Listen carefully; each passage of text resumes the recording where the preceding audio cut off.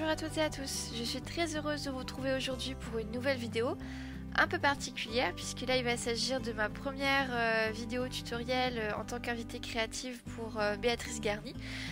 Donc ici pour cette page je vais scraper la nouvelle collection de Béatrice Garny qui s'appelle Poésie d'automne.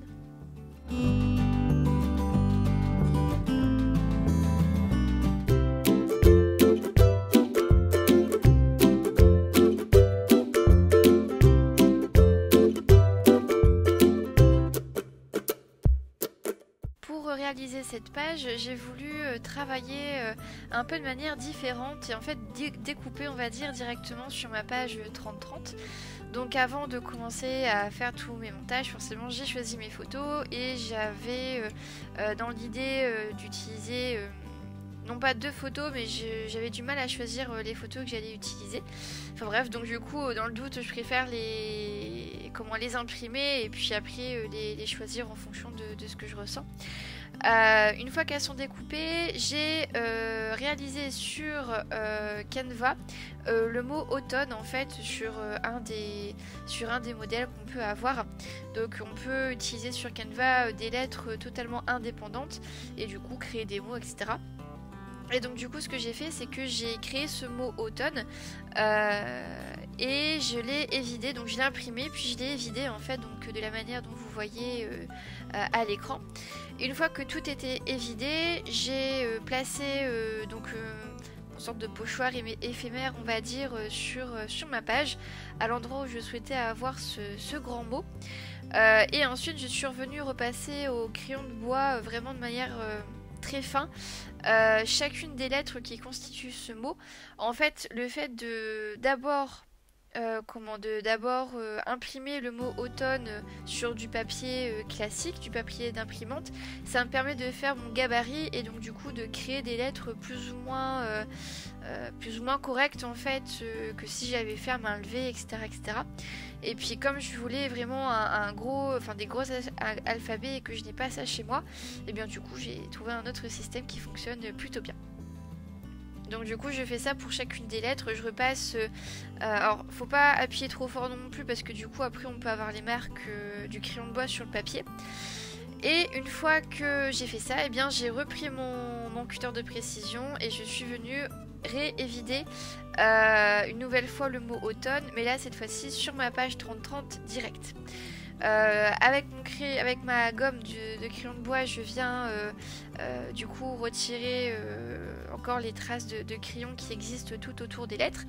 Et ensuite du coup pour faire l'arrière-plan, pour décorer le mot automne, et bien du coup j'ai choisi l'un des papiers de la collection Poésie d'automne de Béatrice Garny.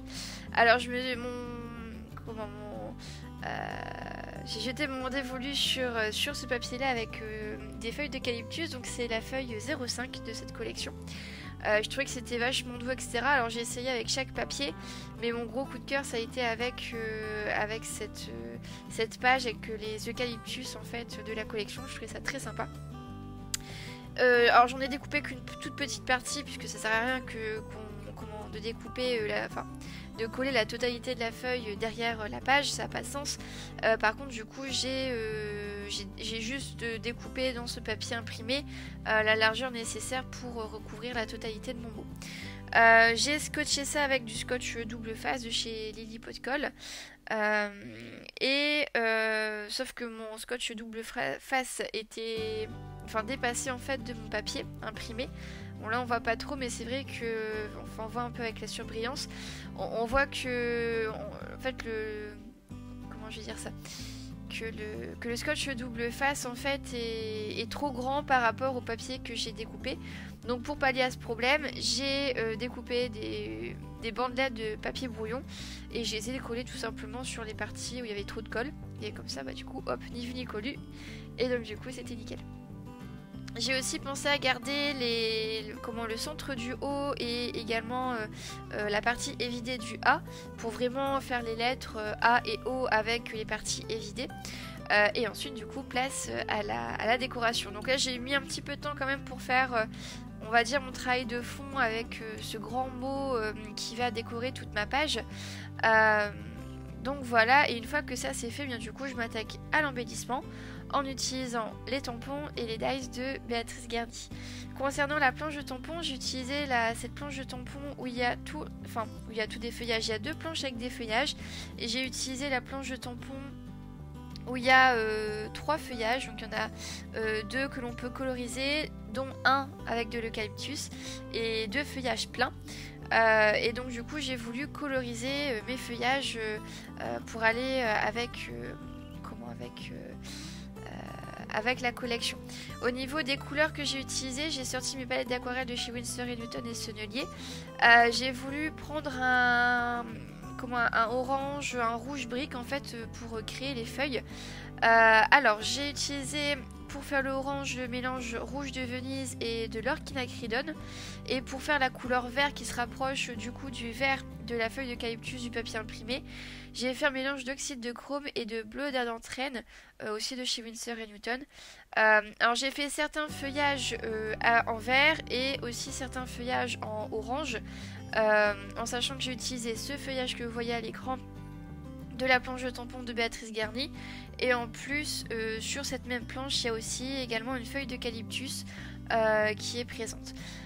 Concernant la colorisation, c'est toujours la même chose que d'habitude. Je prépare un jus très dilué que je mets sur la quasi-totalité de la feuille. Des fois, ça peut être vraiment de manière très aléatoire.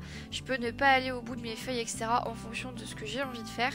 Et une fois que ça c'est fait, et bien du coup, au niveau de la base de mes feuilles, je viens intensifier la couleur en ramenant de plus en plus de pigments. Si je vois qu'il y a si je vois que la délimitation entre la partie plus claire et la partie plus pigmentée c'est beaucoup trop important, que je trouve qu'il y a trop de contraste et que la fusion ne se fait pas assez bien, et bien du coup avec un pinceau propre et sec je viens estomper du coup cette transition de couleur là. Voilà, donc je vais faire ça pour chacun des feuillages, pour chacune des feuilles. Je vais vous laisser un petit peu en musique le temps du coup de la colorisation et je vous reprends juste après pour la décoration de ma page.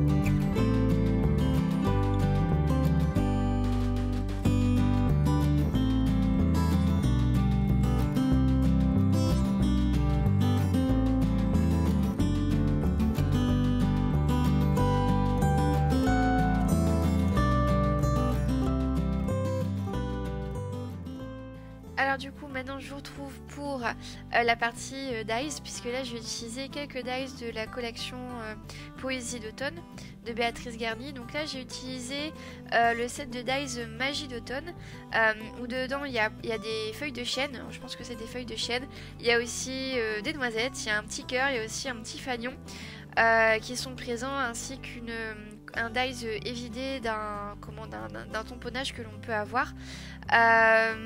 Donc voilà, et donc du coup sur du papier blanc, sur du papier multitechnique blanc, je n'ai utilisé que, pour cette page, je n'ai utilisé que la feuille de chêne pour apporter un petit peu de luminosité, même si ma page est déjà très lumineuse. Voilà, c'est une habitude que j'ai maintenant, c'est de mettre quelques touches de blanc, quelques touches de légèreté en faisant comme ça. Et donc du coup, pour ajouter un petit peu de blancheur, un peu de légèreté à mon amas d'embellissement, pardon, je suis venue découper 2 feuilles blanches avec ce set de dies Magie d'automne. Également pour titrer ma page, j'ai utilisé une des étiquettes de la collection Poésie d'automne. Et l'étiquette, c'est un petit fanion où c'est écrit Magie d'automne ou quelque chose comme ça.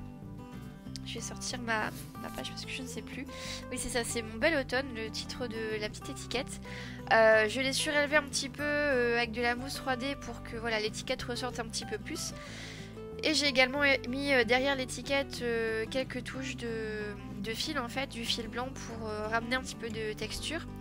Alors vous l'avez pas vu, mais effectivement j'ai travaillé mon amas d'embellissement sur le côté droit de ma photo, puisque j'ai décidé de prendre une photo où mon chéri et moi on est sur le côté gauche, et donc du coup ça laisse la place sur le côté droit pour voilà, mettre plein d'embellissements, etc., etc.